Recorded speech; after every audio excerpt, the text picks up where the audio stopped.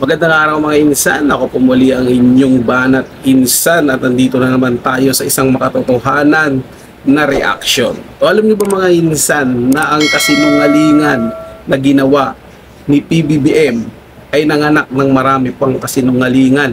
Kumalat yan hanggang sa mga nasasakupan niya.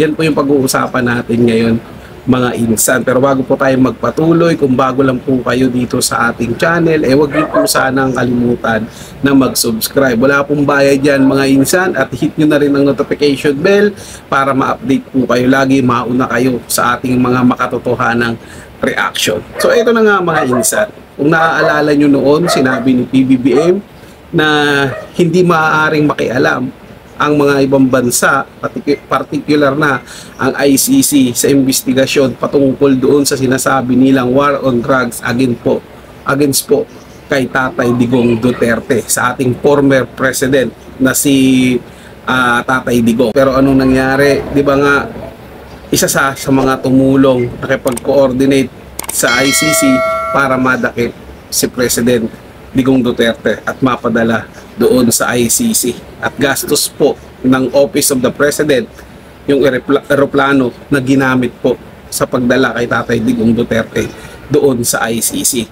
At natatandaan nyo rin po ba mga insan na sinabi ni Junvic Remulla na 30,000 daw yung mga nawala o mga namatay sa panahon ng war on drugs ni Tatay Digong Duterte, na bigla namang parang kinounter o sinuplak ng isa pang kasinungalingan ng kanyang utol naman na si DOJ Secretary Boying Remulla.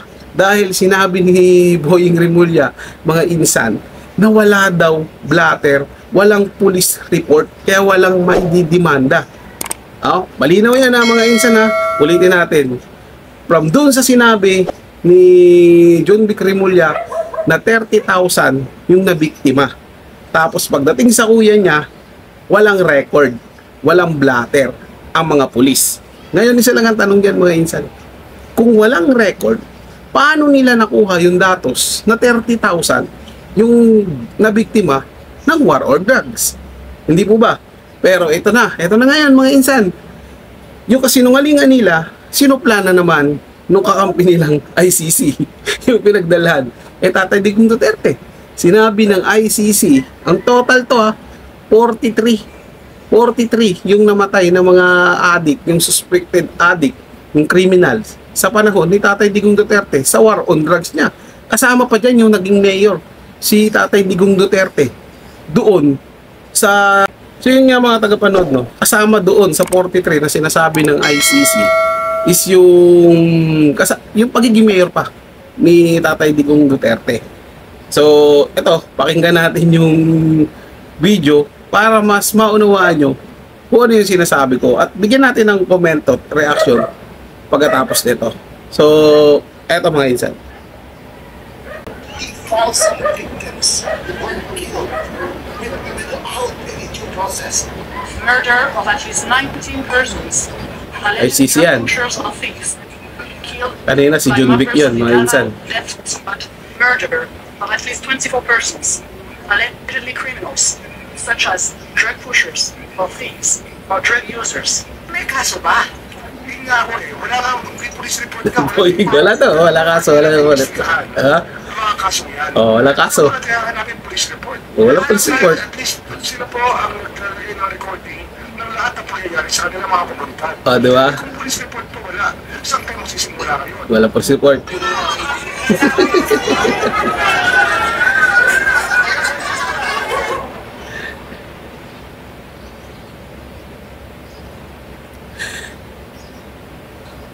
Panood nyo naman, nakita nyo naman mga insan, narinig nyo.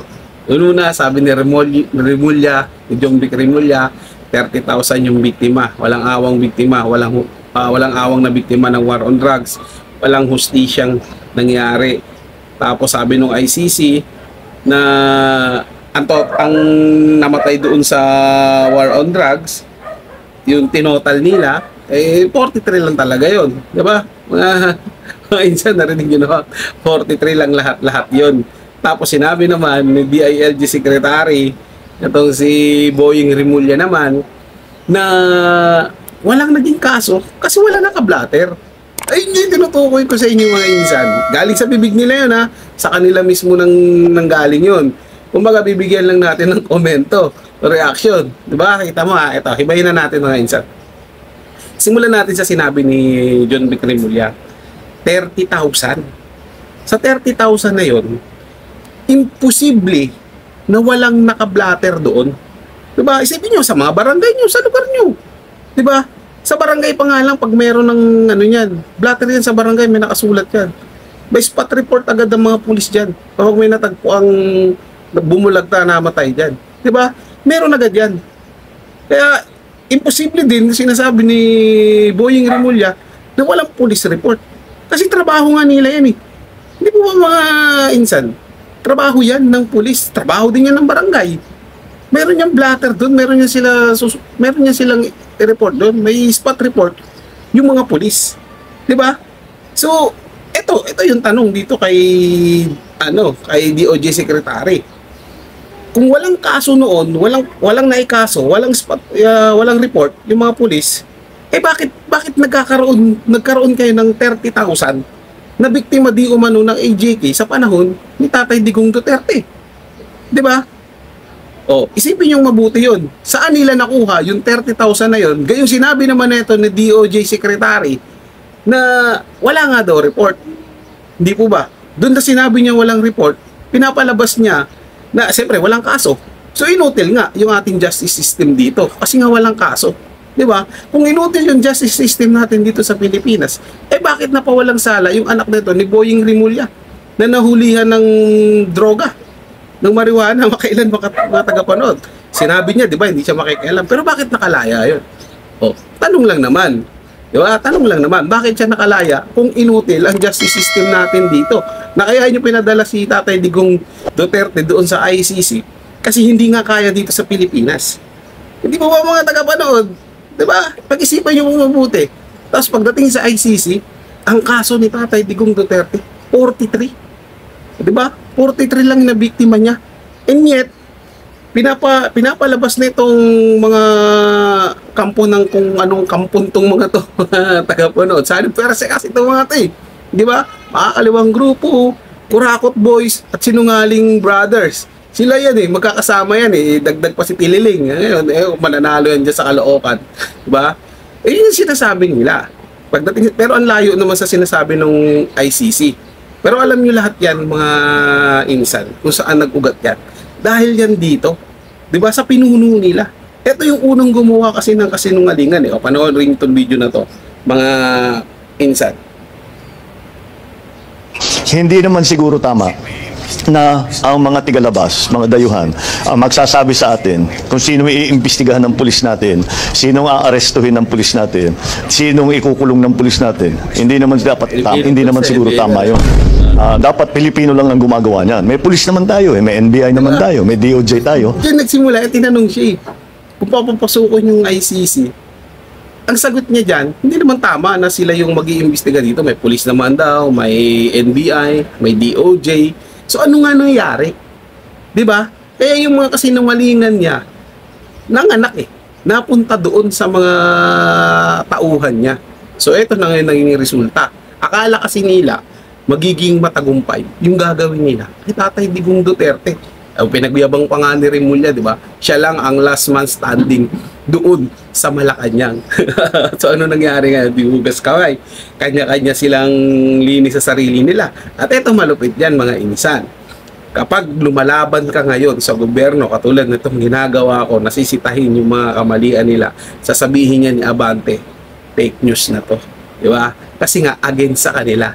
Kaya fake news. Pero tandaan nyo mga insan na kahit kayo mismo sa sarili ninyo, diyan sa lugar ninyo, di ba? Kahit mismo ikaw kung nanonood ka man ngayon dito sa aking munting channel, alam mo sa sarili mo, 'di ba? Na mapayapa yung panahon ni Tatay Digong Duterte para sa ating mga matutuwid at hindi gumagawa ng krimen, 'di ba? Pabor sa atin 'yun. At magulo naman para doon sa mga tao na gumagawa ng masama. Tama, mali. Kaya Kung ano yung nasa isip nyo, kung meron man kayong komento dyan, mga insan, comment nyo dyan. Pag-usapan natin yan. Pero lagi lang nila talagang tatandaan na sa bawat kasinungalingan na gagawin nila, sandaan na katotohanan yung ibabalik natin sa kanila. Di ba? Kaya Duterte pa rin hanggang sa dulo. Maraming salamat po sa inyong panonood. Ingat po kayo palagi.